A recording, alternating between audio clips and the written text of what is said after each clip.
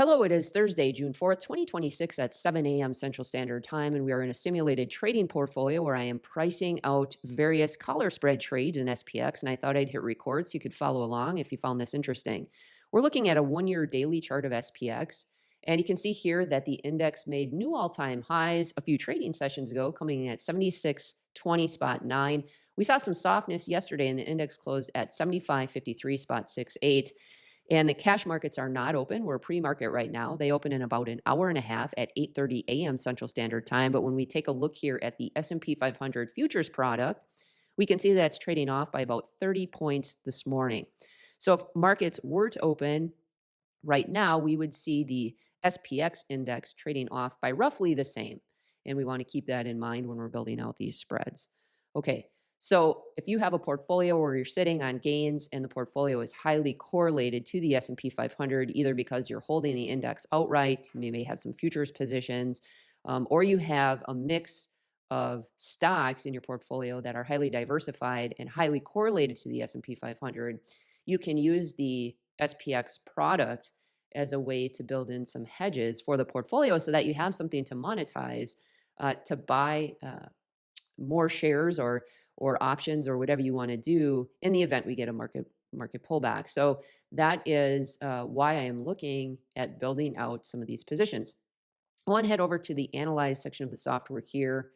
And first I want to take a look at where I might want to build out these positions. And I think I want to build out a position in the quarterly options expiration cycle. So those options expire on June 30th, 2026 in 26 days. And I just want this trade on through the end of the quarter. So nothing special there. That's just my preference. If you're building these out, you can certainly look at different dates for which you would like to price these out.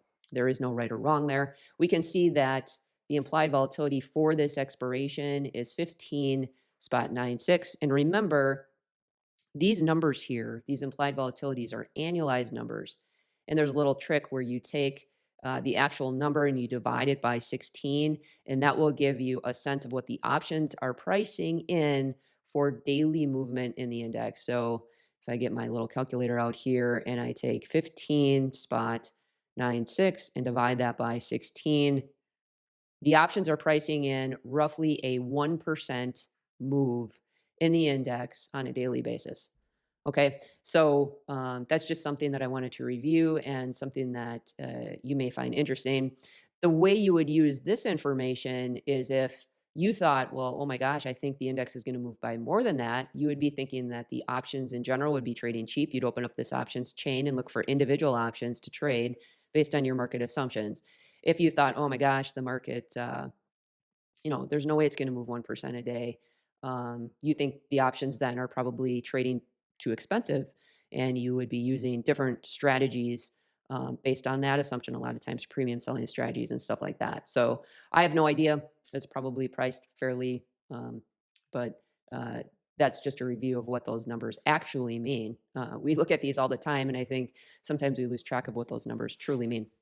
So I'm going to open up this expiration here, and let's take a look at what liquidity looks like. So volume open interest. I'm going to scroll down to closer to the money. And we can see here that open interest is pretty robust. A lot of open interest here. Of course, we're not going to see any volume, right? Because it's pre-market, so it's not actively traded at the moment. But that looks good. And then I want to take a look here at, let's look at implied volatility. And we can see here that we're looking at typical put skew. So on the call side, implied volatility decreases as we get further away from the money.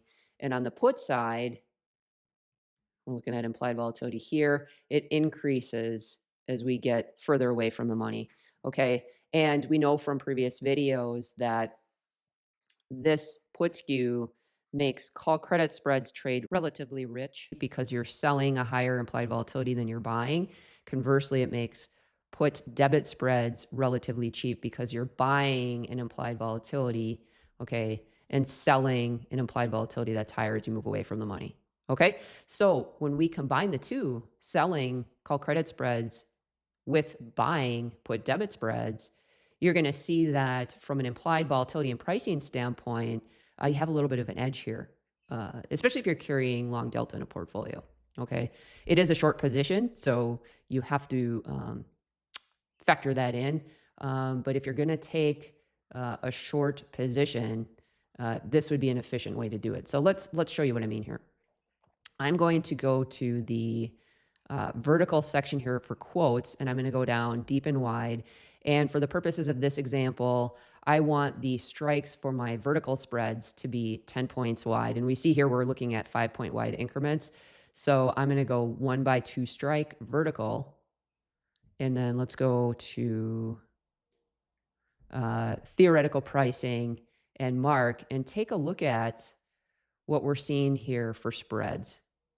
So what this is pricing out what a vertical spread would cost. And you can see here the bid asks are wide, and you're going to see some funky stuff because it's pre-market. But even when the cash market is open, you're going to see a little bit wider spreads because this is a very large product. And a lot of times what I like to take a look at here is the theoretical price or the mark, and they're often very similar. Okay, so let's say that the market is going to open here and it's trading off roughly 26 points. So I'm just going to round and I'm going to say the market opens up at 75.25-ish. Okay. And we want to build a protective put debit spread pretty close to the money. So let's say that I want to purchase the 75.20, 75.10, 10-point wide put vertical spread. We can see that that would likely get filled around $3.50-ish cents per share. Okay. And once again, we are factoring in that the S&P 500 futures are off 25 points and SPX would open off roughly the same. And we would want to be pretty close to the money with this put debit spread. So what did I say here? The 75.10, 75.20. So if I hit the ask and populate this, you can see I already was playing around with building this out. Head over to the risk profile section of the software here. We can see that we'd be probably opening around here, okay? And that put debit spread would move in the money as soon as SPX started to sell off. So in other words, that put debit spread, the strikes are not very far away from where SPX would be trading based on these current market assumptions. Okay. Now, let's say that we wanted to sell a call credit spread to finance the purchase of this put debit spread. And we know that call credit spreads trade relatively rich with put skew. Okay. So these trade relatively cheap and the credit spreads trade relatively rich. So we want to sell those. So let's head over to the simulated trades and let's find a credit that's roughly equal to $3.60 to see what this would look like if we just set it up as a cashless trade. So once again, here we're kind of looking at the theoretical and mark, and we're looking for $3.55. And we can see here that the 76.80, 76.90 vertical spread fits the bill here. And I'm going to populate this as a separate order. In real life, you'd probably send this through as one order, assuming it was easy to get fills. And let's take a look at what this would look like in the profit and loss diagram. So you can see here, pricing is changing a little bit, but basically this would be cashless, okay? And remember, SPX is going to open, according to pricing right now, right here, okay? So the spread becomes profitable very close to where spot is trading, but you have a lot of upside room before the short call spread, the call credit spread, were to take heat. And your max loss here would be $1,015 per contract. Okay. And that's for a one lot. Your max profit would be $980 per contract. Okay. And you can kind of play around with this. So if you wanted to do this 2 times, your max loss would be $2,000. Max profit would be $1,970. And if you wanted to maybe bump the strikes down, you didn't need to be quite so close to the money.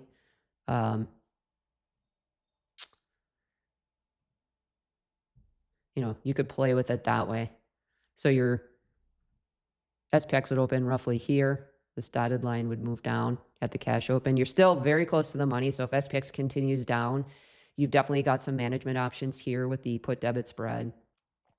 But you have a lot of upside room. So the underline that you're hedging has a lot of room to make money.